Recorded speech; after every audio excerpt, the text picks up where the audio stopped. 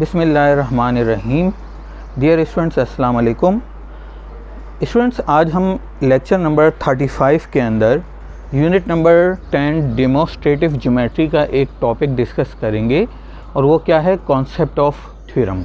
हम इसमें डिस्कस करेंगे कि थ्योरम का वर्ड ड्राइव कहाँ से हुआ है, इस वर्ड के मीनिंग क्या हैं, थ्योरम की डेफिनेशन क्या है और थ्योरम को प्रूफ करने के लिए हमारे पास कितने स्टेप्स होते हैं, कौन कौन से स्टेप्स होते हैं।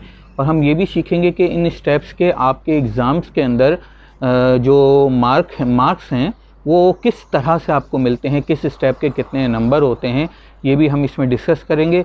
और साथ ही साथ हम सैम्पल के तौर पे कुछ सीखने के हवाले से कुछ थ्योरम्स की स्टेटमेंट को लॉजिकल रीजनिंग की मदद से प्रूव भी करेंगे। तो चलें हम स्टार्ट करते हैं। सबसे पहले कि वर्ड थ्योरम कहाँ से आया। The word theorem is derived from Greek word theorein, which means behold, contemplate और consider। जो वर्ड थ्योरम है वो ड्राइव हुआ है, वो आया है ग्रीक वर्ड से। और ग्रीक वर्ड कौन सा था? थ्योरेन। थ्योरेन ये एक ग्रीक ज़बान यानी यूनानी ज़बान का वर्ड है जिसके मायने इंग्लिश में behold यानी मुशाहिदा करना, contemplate यानी गौर व फिक्र करना, कंसीडर यानी गौर करना या सोचना, गौर करना, या इसे हम ये भी कह सकते हैं सोचना। तो स्टूडेंट्स, थ्योरेन के इंग्लिश में मीनिंग तकरीबन सेम है। बिहोल्ड मुशाहिदा करना, कॉन्टेम्पलेट गौर व फिक्र करना और कंसीडर गौर करना। तो इसका मतलब ये है कि जो हम ये कह सकते हैं कि इंग्लिश में जो वर्ड ये थ्योरेन जाके थ्योरम बन गया, तो उसके बेसिकली जो बेसिक थीम है इस वर्ड के बिहाइंड वो यही है कि मुशाहिदा करना, गौर व फिक्र करना, सोचना। और ये जो गौर व फिक्र करना, सोचना या मुशाहिदा करना हमें एक लॉजिकल रीजनिंग की तरफ ले जाता है कि हम उस स्टेटमेंट जिस पे गौर कर रहे हैं, जिसका मुशाहिदा कर रहे हैं, वो क्या वो लॉजिकल एस्पेक्ट रखती है, क्या उसे हम लॉजिकली प्रूफ कर सकते हैं, लॉजिकली ये बात साबित कर सकते हैं कि ये बात ठीक है। तो यही इस वर्ड के मीनिंग हैं। तो अब देख लेते हैं कि जब ये थ्योरम का वर्ड थ्योरम में कन्वर्ट हुआ और इंग्लिश में ये लिया गया ये थ्योरम और मैथमेटिक्स में इसे इस्तेमाल किया गया, तो इसके मीनिंग क्या हैं। तो ज्योमेट्रिकल थ्योरम की बात हम करेंगे यहाँ पर। तो डेफिनेशन क्या है कि a geometrical statement which can be proved और supposed provable through logical reasons is called are geometrical theorem. तो ज्योमेट्रिकल थ्योरम दरअसल ज्योमेट्रिकल स्टेटमेंट्स को कहते हैं। अब वो स्टेटमेंट किस तरह की होती हैं? पहली बात तो ये है कि वो ज्योमेट्रिकल स्टेटमेंट्स होती हैं यानी ज्योमेट्री से ताल्लुक़ रखती हैं। विच कैन बी प्रूव्ड और सपोज्ड प्रूवेबल यानी ये एक ऐसी स्टेटमेंट होती हैं कि जो प्रूव हो सकती हैं या जिन्हें प्रूव हम किया जा सकता है ऐसी स्टेटमेंट्स को। और किन की मदद से प्रूव किया जा सकता है? लॉजिकल रीजंस की मदद से हम इन्हें प्रूव कर सकते हैं। तो इससे पहले के लेक्चर्स में आपने ये सीखा था कि लॉजिकल रीजनिंग किसे कहते हैं और लॉजिकल रीजनिंग की टाइप्स क्या होती हैं। तो आप उस लेक्चर को भी रिपीट कर लीजिएगा। 34 लेक्चर नंबर 34, 33 है, उन्हें आप नोट कर लीजिएगा। अब एग्जाम्पल देखें कि थ्योरम की एग्जाम्पल कौन कौन सी होती हैं। नंबर 1 है कि if a straight line stands on another straight line the sum of the measure of two angle so formed is equal to the two right angles. तो ये कह रहे हैं कि अगर एक स्ट्रेट लाइन है जो stands on another straight line यानी वो एक दूसरी स्ट्रेट लाइन को कट कर रही है। जैसे कि मैं आपके सामने रफ़ एक आइडिया के तौर पर यहाँ पे एक स्ट्रेट लाइन बना रहा हूँ। ये पहली स्ट्रेट लाइन है तो इसको L1 का नाम दे दिया। एक दूसरी स्ट्रेट लाइन है जिसको हम L2 का नाम दे रहे हैं। तो इसका मतलब ये है कि एक स्ट्रेट लाइन दूसरी स्ट्रेट लाइन को स्टैंड कर यानी वो इंटरसेक्ट कर रही है। इसके नतीजे में दो एंगल मिल रहे हैं। एक एंगल आपके सामने ये वाला मिल रहा है और दूसरा एंगल आपके सामने ये वाला मिल रहा है कि जो लाइन नंबर 1 के ऊपर बन रहा है। तो ऊपर बनने वाले दो एंगल हैं, एक 1 और एक एंगल 2। तो इन दो एंगल के बारे में इस स्टेटमेंट में बात की जा रही है। तो चूँकि आप ये देख रहे हैं कि ये सारी बात क्योंकि ज्योमेट्री की हो रही है तो ये एक ज्योमेट्रिकल स्टेटमेंट है। तो if a straight line stands on another straight line the sum of the measure of two angle so formed. अब जो दो एंगल मिले हैं उनका सम, यानी एंगल 1 और एंगल 2 का sum is equal to 2 right angle. यानी 2 राइट एंगल का मतलब क्या है कि राइट एंगल होता है 90 डिग्री का, तो रूट 2 राइट एंगल का मतलब है 90 + 90 यानी 180 डिग्री। तो इनके कहने का मतलब ये है कि जैसे इस डायग्राम के अंदर में फर्ज करें कि एंगल 1 जो मिला है और एंगल 2 जो मिला है, ये कह रहे हैं कि उसका सम 180 डिग्री होगा। ये बात आपने, ये स्टेटमेंट ये आपको ये फैक्ट बता रही है। तो अब इस स्टेटमेंट को हम ज्योमेट्रिकल स्टेटमेंट कहेंगे क्योंकि ये ज्योमेट्री की बात कर रही है, और ये स्टेटमेंट चूंकि प्रूव हो सकती है, इसे हम थ्योरम नंबर 1, इस चैप्टर के थ्योरम नंबर 1 में प्रूव भी करेंगे लॉजिकल रीजंस की मदद से। इसीलिए इस स्टेटमेंट, ज्योमेट्रिकल स्टेटमेंट को हम थ्योरम कहेंगे क्योंकि ये प्रूव हो सकता है या प्रूव हो जाएगा। तो ऐसी स्टेटमेंट को हम थ्योरम कहेंगे। अब जैसे सेकंड एग्जांपल है, if two sides of a triangle are congruent. अगर किसी एक ट्राइंगल की दो साइडों की लेंथ कॉन्ग्रेंट है, then the angle opposite to these sides are also congruent. तो एंगल जो इन कॉन्ग्रेंट साइड के अपोजिट होंगे वो भी कॉन्ग्रेंट होंगे। तो इसका मतलब ये है कि अगर मैं आपको रफली समझाना चाहूँ ये बात, आगे तो हम इसे प्रूव करेंगे क्योंकि ये स्टेटमेंट प्रूव हो सकती है और हम लॉजिकल रीजनिंग की मदद से प्रूव करेंगे, इसलिए इस स्टेटमेंट को भी हम थ्योरम कहेंगे क्योंकि ये प्रूव हो सकती है। तो इस थ्योरम में ये बात कही गई है कि फ़र्ज़ करें कि आप ये कहें कि ये 6 सेंटीमीटर की साइड है और ये वाली साइड भी 6 सेंटीमीटर की है, तो ए, बी और ये सी है, और फ़र्ज़ करें ये वाली साइड 8 सेंटीमीटर की है। तो आप कहेंगे कि जो साइड ए बी है और साइड बी सी जो है, हम कहेंगे कि ए बी साइड और बी सी साइड की जो मेजरमेंट है वो सेम है। तो ये जो बात है वो आपको समझें कि इस थ्योरम के अंदर गिवन है। तो इन्होंने क्या कहा है कि this angle opposite to this side are also congruent. तो जैसे ए बी साइड के अपोजिट एंगल सी है, तो वो कह रहे हैं कि एंगल सी वो कॉन्ग्रेंट होगा किसके, बी सी साइड के अपोजिट एंगल कौन सा है, एंगल ए। तो ये कह रहे हैं कि एंगल ए और एंगल सी चूँकि कॉन्ग्रेंट साइड के अपोजिट एंगल हैं, इसीलिए ये इनके अपोजिट एंगल भी आपस में कॉन्ग्रेंट होंगे। ये फैक्ट, ये आपका थ्योरम ये बता रहा है। तो स्टूडेंट, जब भी कोई थ्योरम आपको मिले, यानी ऐसी ज्योमेट्रिकल स्टेटमेंट मिले जो प्रूव हो सकती हो, तो उसमें आपने सबसे पहले दो चीज़ों को नोट करना है। वो दो चीज़ें कौन सी हैं कि गिवन क्या है और आपको प्रूफ क्या करना है। तो ज़रा देखिएगा, मैं सेकंड एग्जांपल के ज़रिए आपको ये चीज़ें समझा रहा हूँ। If two sides of a triangle are congruent, तो ये बात कही गई कि अगर दो साइडों की लेंथ जो है वो कॉन्ग्रेंट है, यानी दो साइडें कॉन्ग्रेंट हैं, तो इसका मतलब है कि उनकी लेंथ मेजरमेंट सेम होगी। Then the angles opposite to the sides are also congruent. तो एंगल जो इनके अपोजिट साइड्स के इक्वल होंगे, अपोजिट साइड्स के अपोजिट होंगे, वो भी आपस में कॉन्ग्रेंट होंगे। तो स्टूडेंट्स, आपने देखा कि पहली स्टेटमेंट एक फैक्ट बता रही है और उस पहली स्टेटमेंट के नतीजे में दूसरी स्टेटमेंट हमें मिल रही है। तो हम ये कहेंगे कि जो पहली स्टेटमेंट है जो इफ़ और देन के दरमियान है, जो इफ़ और देन के दरमियान है, तो उसको हम कहेंगे कि वो गिवन है। तो देखें, ज़्यादातर यही होता है थ्योरम में कि जिसमें इफ़ और देन आ रहा है तो उसके दरमियान वाली जो लाइन होती है वो हमारी गिवन होती है। तो two sides of a triangle are congruent, ये बात गिवन हो गई, तो आपने ये जहन में रख लेना है। और देन के बाद वाली जो लाइनें होती हैं वो हमें प्रूफ करनी होती हैं। तो ये क्या लिखा है, the angle opposite to these sides are also congruent, तो ये बात हमें प्रूफ करनी है। तो अब शॉर्ट फॉर्म में ये कह सकते हैं कि मुख्तसर लफ्ज़ों में ये कह सकते हैं कि measurement A B is congruent to measurement B C, ये बात गिवन है। तो ये बात हो गई गिवन, और ये वाली जो बात है वो टू प्रूव है कि एंगल इनके अपोजिट जो है वो आपस में कॉन्ग्रेंट होंगे। जो देन के बाद वाली साइड है वो टू प्रूव है। तो स्टूडेंट, यही काम आपने करना है कि जब भी आपको कोई भी थ्योरम मिले तो आपने ये देखना है कि कौन सी चीज़ उसमें गिवन है और कौन सी चीज़ हमें टू प्रूव यानी हमें प्रूफ करनी है।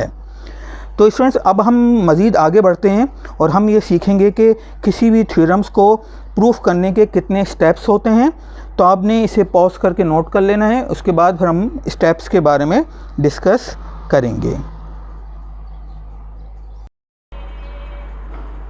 अब स्टूडेंट्स हम इम्पॉर्टेंट स्टेप्स की तरफ आ रहे हैं जिनकी मदद से आप जिनको फॉलो करते हुए आप किसी भी थ्योरम्स को प्रूफ करेंगे। तो स्टूडेंट्स हम ये सीखेंगे कि इन स्टेप्स की ये स्टेप्स हैं क्या, और एग्ज़ाम के अंदर जब आप किसी भी थ्योरम की स्टेटमेंट को प्रूफ करेंगे तो उनके मार्क्स आपको किस तरतीब से मिलेंगे और किस चीज़ के किस स्टेप के कितने नंबर होंगे पेपर के अंदर। तो इन दो बातों को डिस्कस करते हैं। सबसे पहले इम्पॉर्टेंट स्टेप्स और टू प्रूफ थ्योरम। कोई भी थ्योरम जब आपको मिलता है प्रूफ करने के लिए तो सबसे पहली चीज़ होती है वो उसकी स्टेटमेंट होती है जो आपको गिवन होती है पेपर के अंदर, एक्सरसाइज के अंदर, सवालों के अंदर। उस स्टेटमेंट को सबसे पहले गौर करना होता है। तो स्टेटमेंट क्या है कि a description of geometrical theorem in words should be written first, it is called statement of the theorem. तो सबसे पहले आपको स्टेटमेंट दी जाती है किसी भी थ्योरम की जिसे प्रूफ करना होता है। तो दरअसल आप ये कह सकते हैं कि पहला स्टेप जो है वो आपका सवाल है। तो ये पहला स्टेप जो है वो आपका सवाल है जिसे आपने गौर करना है, और चूँकि ये सवाल है तो इसके कोई नंबर नहीं होंगे, नो मार्क्स, ये तो आपको पेपर में लिखा हुआ मिलेगा। तो स्टूडेंट सबसे पहले आपने स्टेटमेंट पे गौर करना है, और स्टेटमेंट पे गौर करके जो थ्योरम है उसको समझना है कि गिवन क्या है और हमें प्रूफ क्या करना है।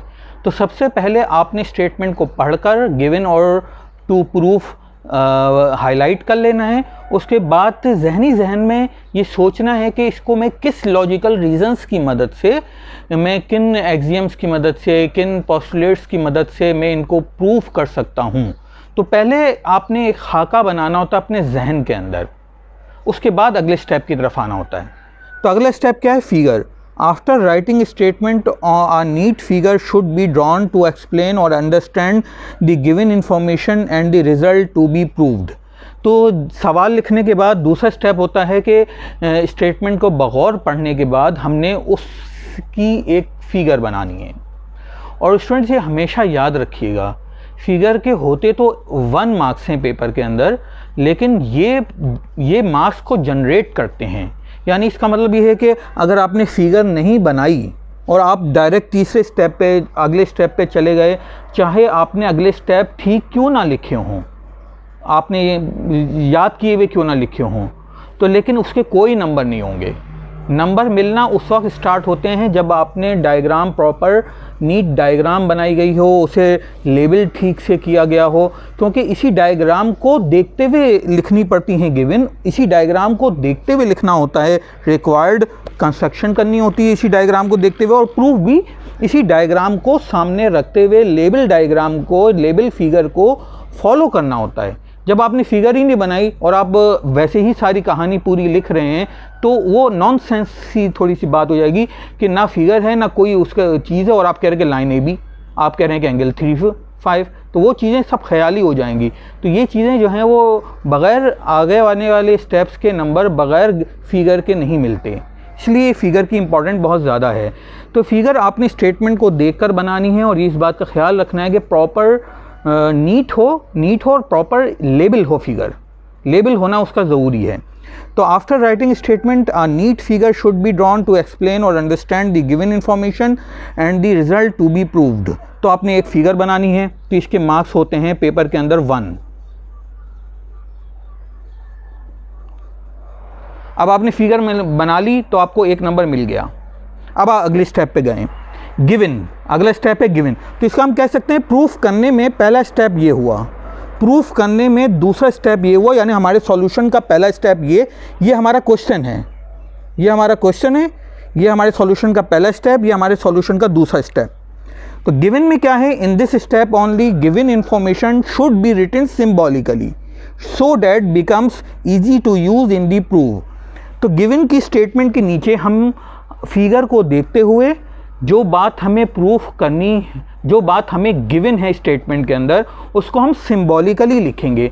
जैसे कि भाई मैंने आपसे कहा था कि if 2 sides of a triangle are congruent, तो अब मैंने आपसे कहा था कि 2 साइड्स जो हैं वो कॉन्ग्रेंट हैं।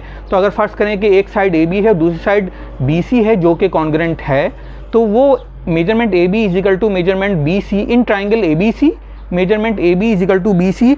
ये फॉर एग्जांपल मैं आपको समझा रहा हूँ, जो आपने इससे पहले एक डायग्राम एग्जांपल नंबर 2 सीखी थी, तो एग्जांपल नंबर 2 में लिखा था, तो उसमें आप लिखेंगे कि in triangle A B C triangle में मेजरमेंट ए बी जो है वो कॉन्ग्रेंट है मेजरमेंट बी सी के। तो ये बात चूँकि आपको गिवन थी इसलिए एग्जाम्पल नंबर 2 में, तो इसलिए आपने उसको गिवन की हेडिंग के नीचे लिखा। तो आपने एग्जाम्पल नंबर 2 जो अभी मैंने थोड़ी देर पहले समझाई थी उसको सामने रखना है। इसके बाद अगला है required to prove, write the result symbolically which is to be proved. तो आपने सिम्बॉलिकली फिगर को सामने रखते हुए, लेबल फिगर को सामने रखते हुए आपने लिखना है कि हमें प्रूफ क्या करना है। जैसे अब एग्जाम्पल नंबर 2 जो थी उसमें मैंने आपको बताया था कि if two sides of a triangle are congruent then, तो देन के बाद वाला जो होता है वो प्रूफ करने के लिए स्टेटमेंट होती है। Then angle opposite to these sides are congruent, तो इन साइड्स के अपोजिट एंगल भी कॉन्ग्रेंट होंगे, ये बात प्रूफ करनी है। तो इसको सिम्बॉलिकली लिखना है, फिगर को देखते हुए, लेबल फिगर को देखते हुए लिखना है। तो आप क्या लिखेंगे, एग्जाम्पल नंबर 2 को अगर मैं कहूँ तो एग्जाम्पल नंबर 2 में आप लिखेंगे मेजरमेंट एंगल ए बी के अपोजिट कौन सा होता है, सी, तो वो कहेंगे कि वो कॉन्ग्रेंट है। बी सी के अपोजिट कौन होता है, एंगल ए। तो आप कहेंगे कि हमें प्रूफ करना है, जो देन के बाद वाली स्टेटमेंट है वो ये है कि angle opposite to the sides, यानी ए बी के अपोजिट एंगल सी और बी सी के अपोजिट एंगल ए, ये दोनों भी आपस में कॉन्ग्रेंट होंगे, ये बात हमें प्रूफ करनी है। तो हमने क्या किया कि इसको सिम्बॉलिकली लिख लिया। अब सिम्बॉलिकली लिख लिया तो ये हमारा थर्ड स्टेप परफॉर्म हो गया। तो गिवन को सिम्बॉलिकली लिखने के मार्क्स भी 1 हैं और रिक्वायर्ड या जिसे प्रूफ करना हो उस स्टेटमेंट को सिम्बॉलिकली लिखना, इसके मार्क्स भी 1 हैं। तो पेपर में इसके मार्क्स 1 हैं। तो इस तरह आपने अभी तक जो स्टेप परफॉर्म किए हैं 1 + 1 + 1 3 मार्क्स आपके हो गए हैं। अब अगला आ जाता है construction. The necessary addition in the figure can be done to prove theorem easily. कभी कभार ऐसा होता है कि हमें अपनी जो फिगर गिवन स्टेटमेंट के मुताबिक जो फिगर हम बनाते हैं उस फिगर के अंदर कुछ आपने अल्टरेशन कुछ करना होता है, कुछ इजाफी चीज़ें शो करनी होती हैं। यानी कोई लाइन ड्रॉ कर दी कि भाई ये लाइन ड्रॉ करने से हमें थ्योरम जो है प्रूफ करने में आसानी हो रही है, या हमने कोई एंगल ड्रॉ कर दिया, हमने कहा कि ये थ्योरम को प्रूफ करने में मदद देगा। तो जो भी आप एडिशन फिगर के अंदर करें, जो गिवन स्टेटमेंट के मुताबिक फिगर है उसके अंदर कोई भी आप एडिशनल वर्क करें, आप कोई ऐसी कंस्ट्रक्शन करें जो आपको थ्योरम में मदद दे दे वो कंस्ट्रक्शन, तो वो क्या आएगी हेडिंग के नीचे, कंस्ट्रक्शन की हेडिंग के नीचे। इसमें भी आपने वर्ड्स और सिम्बॉलिकली लिखना है कि आपने अपनी गिवन फिगर के अंदर जो गिवन स्टेटमेंट के मुताबिक थी उसके अंदर क्या चीज़ आपने ऐड की है। तो जो चीज़ आपने ऐड की है वो आपने कंस्ट्रक्शन की हेडिंग के नीचे वो तमाम चीज़ें आपने मतलब क्लियरली बताना है, सिम्बॉलिकली भी, और वर्ड्स में अगर एक्सप्लेन करना है तो आपने वो वर्ड्स में भी एक्सप्लेन करना है कि आपने अपनी गिवन फिगर में क्या क्या एडिशन किया है जो आपको प्रूफ करने में मदद दे रहा है। तो ये हो गया आपका 4th स्टेप। लेकिन स्टूडेंट, और इसके मार्क्स भी 1 होते हैं। तो इस तरह आपने अभी तक 4 मार्क्स का क्वेश्चन सॉल्व कर लिया है। तो स्टूडेंट ये याद रखिएगा कि ज़रूरी नहीं कि हर थ्योरम के अंदर कंस्ट्रक्शन करना लाजमी हो। कभी कभार होता है कि किसी थ्योरम में एडिशन करना ज़रूरत बन जाती है, तो उधर आप एडिशन करते हैं जिसको अपनी गिवन डायग्राम के फिगर के अंदर, तो वो कंस्ट्रक्शन कहलाता है। लेकिन कभी कभी थ्योरम ऐसे होते हैं जिनमें एडिशनल काम करने से की ज़रूरत नहीं होती, जैसी गिवन फिगर है वैसे ही आप प्रूव ईजीली कर लेते हैं, तो इसलिए वो कंस्ट्रक्शन उसमें ज़रूरी नहीं होती। तो ये जो कंस्ट्रक्शन के 1 मार्क्स होते हैं वो प्रूफ में चले जाते हैं, तो प्रूफ के मार्क्स बढ़ जाते हैं उस सवाल में।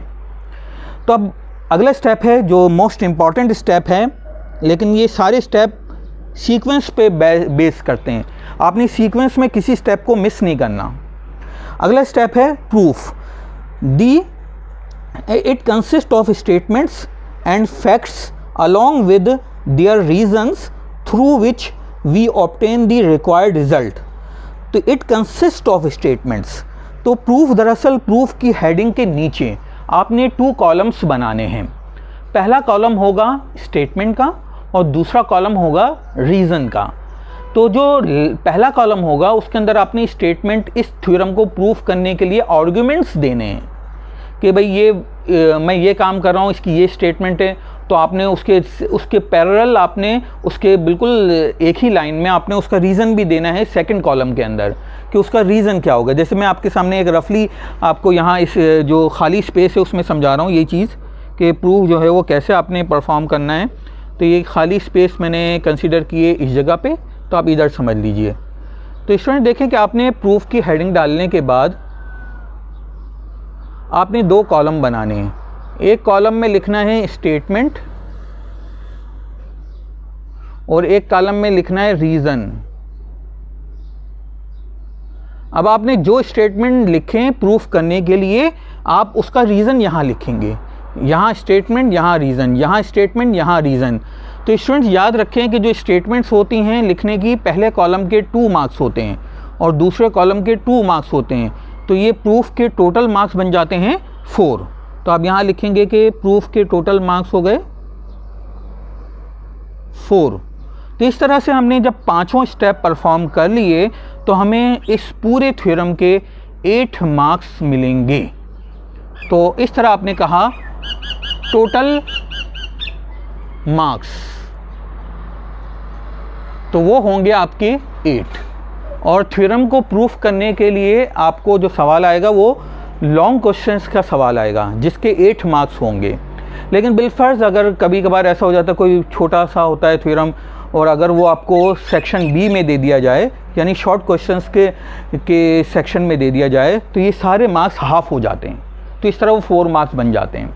सारे मार्क्स हाफ हो जाएंगे, यानी इसके भी हाफ, इसके भी हाफ, इसका भी हाफ, इसका भी हाफ और इसका भी हाफ। तो इस तरह वो 4 मार्क्स बन जाएंगे। लेकिन ज़्यादातर जो आपकी 9th-10th क्लास है उसके जब थ्योरम प्रूफ करने के लिए दिए जाते हैं और इसी तरह जब आपके 8 में दिए जाएंगे तो उसमें लॉन्ग क्वेश्चन में ये थ्योरम प्रूफ करने को दिया जाता है जिसमें 8 मार्क्स होते हैं। तो स्टूडेंट्स आपने इन तमाम स्टेप्स को फॉलो करना है, इन तमाम स्टेप्स को सीक्वेंस में फॉलो करना है। कोई स्टेप भी आपने आगे पीछे नहीं करना और कोई स्टेप मिस नहीं करना, क्योंकि हर स्टेप के अपने नंबर हैं और हर स्टेप पिछले स्टेप के ऊपर डिपेंड करता है। इसलिए किसी स्टेप को मिस करके अगले स्टेप पे जाना जो है वो नंबर को जनरेट नहीं करता। और इसमें सबसे बड़ी बात मैं आपको दोबारा रिपीट कर रहा हूँ, फिगर बनाना सबसे इम्पॉर्टेंट है। Neat figure with label. अब हम कंटिन्यू करते हैं और सीखते हैं किसी थ्योरम को लेकर के ये तमाम स्टेप हम किस तरह परफॉर्म करेंगे। मैं आपको आपके जो कोर्स में शामिल हैं उनमें से कोई 2 थ्योरम सेलेक्ट कर रहा हूँ और उन 2 थ्योरम को यहाँ पर समझा रहा हूँ। अब स्टूडेंट्स हम जा रहे हैं एक थ्योरम को प्रूफ करने। ये आपकी बुक के अंदर है थ्योरम नंबर 10.2.5। ये बुक में आपके पेज नंबर है 220। इस पेज पर ये थ्योरम प्रूव हुआ है, लेकिन यहाँ पर हम प्रॉपर स्टेप्स करेंगे और प्रॉपर स्टेप्स को फॉलो करते हुए इस थ्योरम को प्रूफ कर रहे हैं। तो आपने देखा, आप देखेंगे कि आपकी बुक में जो सॉल्व है उसका लुक और हमारे यहाँ पे सॉल्व किए हुए लुक से ज़रा डिफरेंट होगा। सबसे पहले जैसा कि मैंने आपसे पहले बताया कि स्टेप्स जो हम फॉलो कर रहे हैं उनमें पहली चीज़ होती है स्टेटमेंट। तो वो हमें गिवन होती है। तो यहाँ हमें जो गिवन स्टेटमेंट है वो ये है कि if 2 sides of a triangle are congruent then the angle opposite to these sides are also congruent। तो हमने ये पहले कहा था कि इफ़ और देन के दरमियान जो स्टेटमेंट होती हैं ज़्यादातर वो हमारी गिवन स्टेटमेंट होती हैं। तो 2 sides of a triangle are congruent, ये बात गिवन है। देन के बाद वाली क्या है, the angles opposite to these sides are also congruent. तो इन कॉन्ग्रेंट साइड्स के अपोजिट एंगल भी कॉन्ग्रेंट होंगे, ये बात हमें प्रूफ करनी है। तो पहला स्टेप होता है फिगर बनाना और यहाँ से नंबर मिलना स्टार्ट होते हैं। तो चूँकि इसमें जिक्र है कि एक ट्राइंगल है तो और उसकी 2 साइडों की लेंथ आपस में कॉन्ग्रेंट है, तो हमने एक ऐसा ट्राइंगल बनाया जो ABC एक ट्राइंगल बनाया जिसमें AB और AC इन दोनों कॉन्ग्रेंट साइड को मैंने डैश से रिप्रेजेंट किया है कि ये दोनों साइडें आपस में कॉन्ग्रेंट हैं। तो मैंने एक छोटी सी लाइन बना दी, एक हाईलाइट कर दिया कि ये दोनों साइडें बराबर हैं। तो ये बात सिंबॉलिकली लिखना है गिवन के अंदर तो पहला स्टेप था प्रूफ करने का कि फ़िगर बनी होनी चाहिए, हमने बना ली। दूसरा स्टेप है गिवन, तो हमने फिगर को देखते हुए सिंबॉलिकली लिखना है कि गिवन क्या है। तो हमने कहा कि इन ट्राइंगल ABC, चूँकि हमने अपने ट्राइंगल का नाम ABC दिया है तो हमने यहाँ पे इसीलिए इसको ट्राइंगल ABC कहा। अगर आपने PQR दिया हो तो आप यहाँ पे PQR लिखेंगे, जैसे आपकी फिगर लेबल है उसके मुताबिक चलेंगे।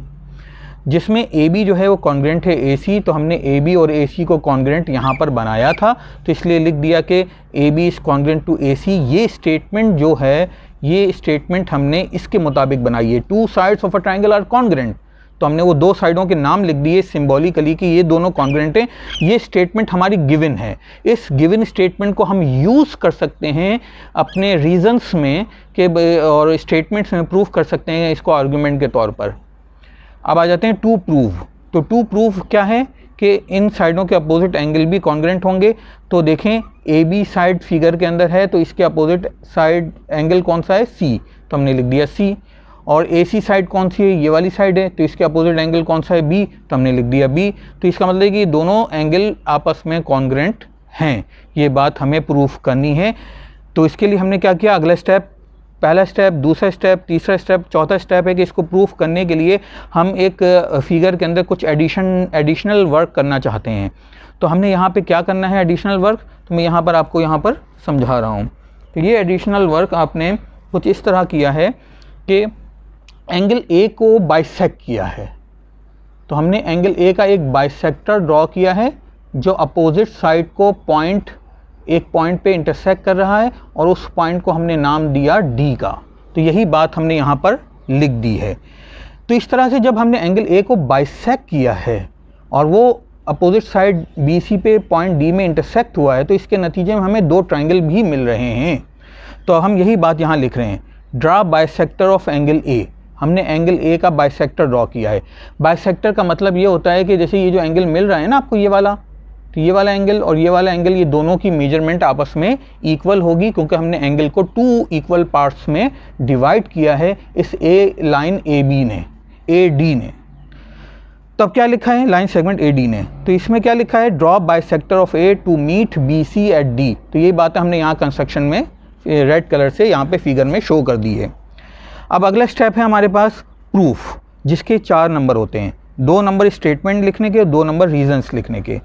तो हमने सबसे पहले क्या किया कि क्योंकि कंस्ट्रक्शन की वजह से हमें 2 ट्रायंगल मिल गए थे। एक ट्रायंगल का नाम हो गया हमारे पास A, B और D। ये ट्रायंगल आपको बहुत अच्छी तरीके से नज़र आ रहा है, ये कंस्ट्रक्शन की वजह से मिला है। और दूसरा ट्रायंगल है ACD। तो वो कौन सा है, ACD। ये वाला ट्रायंगल हमें कंस्ट्रक्शन की वजह से मिला है, तो हमने यहाँ पे लिख दिया।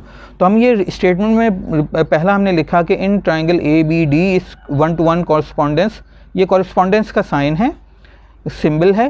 तो ट्रायंगल ACD, तो ABD को 1-to-1 कॉरस्पॉन्डेंस कर रहे हैं ACD के। तो ये 1-to-1 कॉरस्पॉन्डेंस क्या होता है, ये लेक्चर नंबर 34 में मैंने अच्छी तरह से बताया हुआ है, तो आप उसे वहाँ रिपीट कर लीजिएगा।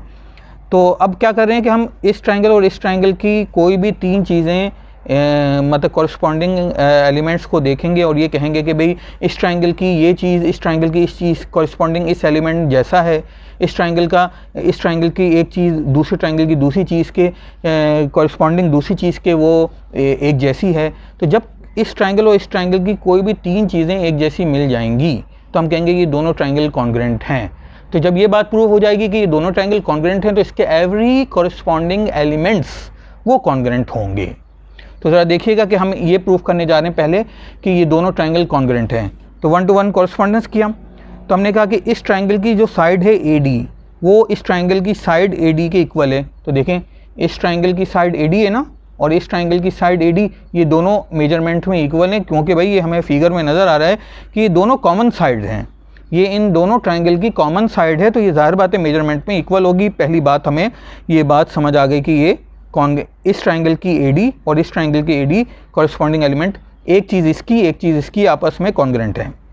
फिर आ जाते हैं कि एंगल BAD। तो देखें BAD, यानी यहाँ पे जो 1 नज़र आ रहा है ना, तो वो किस एंगल को शो कर रहा है, BAD एंगल को शो कर रहा है, वो कॉन्ग्रेंट है एंगल CAD। तो CAD कौन सा है, CAD, ये एंगल 2 जो नज़र आ रहा है वो एंगल CAD को रिप्रेजेंट कर रहा है। तो ये जो एंगल 1 और 2 जो थे वो हमें बाइसेक्टर ड्रॉ करने से मिले थे। तो बाइसेक्टर ड्रॉ करना हमारा कंस्ट्रक्शन था, जिसमें हमने कहा था कि हमने एंगल 1 और 2 इक्वल पार्ट्स में डिवाइड किया है। तो हमने कहा कि ये दोनों एंगल इसलिए आपस में कॉन्ग्रेंट हैं क्योंकि हमने कंस्ट्रक्शन ही ऐसी की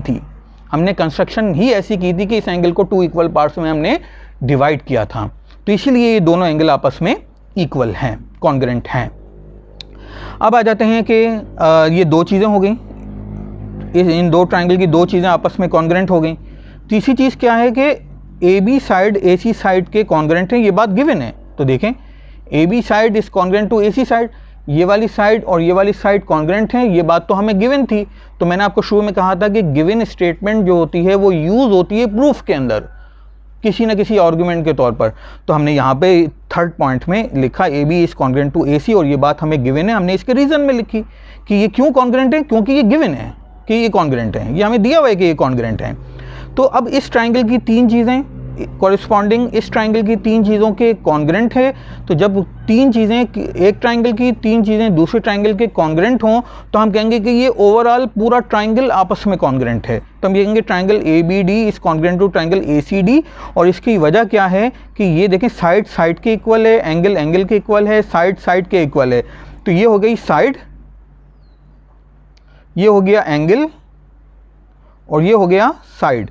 तो इन दोनों ट्राइंगल के corresponding sides, corresponding angles, corresponding sides आपस में कॉन्ग्रेंट हैं, इसलिए दोनों ट्राइंगल कॉन्ग्रेंट है। उसके रीज़न में लिखा हमने side angle side congruent to side angle side, यानी साइड एंगल साइड। तो हम कहेंगे जब ये दोनों ट्राइंगल कॉन्ग्रेंट हैं तो every 6 elements of these triangle are congruent, corresponding elements are congruent. तो हमें प्रूव करना था कि B और C कॉन्ग्रेंट हैं। तो देखें वो कॉरस्पॉन्डिंग एंगल्स हैं। B के कॉरस्पॉन्डिंग एंगल कौन है, C। तो ये मिरर इमेज है, तो इसलिए हम कहेंगे कि ये कॉरस्पॉन्डिंग एलिमेंट्स हैं। तो ये दोनों ट्राइंगल चूँकि कॉन्ग्रेंट हैं तो इनके कॉरस्पॉन्डिंग ये वाले एंगल भी कॉन्ग्रेंट होंगे। और उसके रीज़न में हमने लिखा corresponding angles of a congruent triangle, यानी कॉन्ग्रेंट ट्राइंगल के एवरी कॉरस्पॉन्डिंग एलिमेंट्स कॉन्ग्रेंट होते हैं। इसलिए चूंकि ये दोनों ट्राइंगल कॉन्ग्रेंट हैं तो इसके कॉरस्पॉन्डिंग एंगल भी कॉन्ग्रेंट्स होंगे।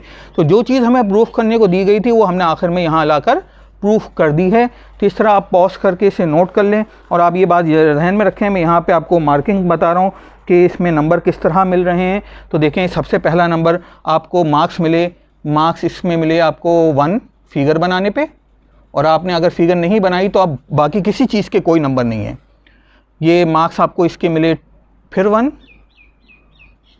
फिर मार्क्स इसके आपको मिले फिर 1, इसके मार्क्स मिले आपको, कंस्ट्रक्शन के मार्क्स मिले 1 और प्रूफ के मार्क्स आपको मिलेंगे 4। तो 2 मार्क्स स्टेटमेंट के, 2 मार्क्स रीज़न के, तो 4। तो 4 + 1 5 6 7 और 8। तो इस तरह इस थ्योरम के टोटल मार्क्स आपको 8 मिल गए और यही मार्किंग स्कीम आपके हर थ्योरम के लिए रहेगी। तो अब हम थ्योरम एक और करने जा रहे हैं, ये आपने पॉज करके नोट कर लेना है।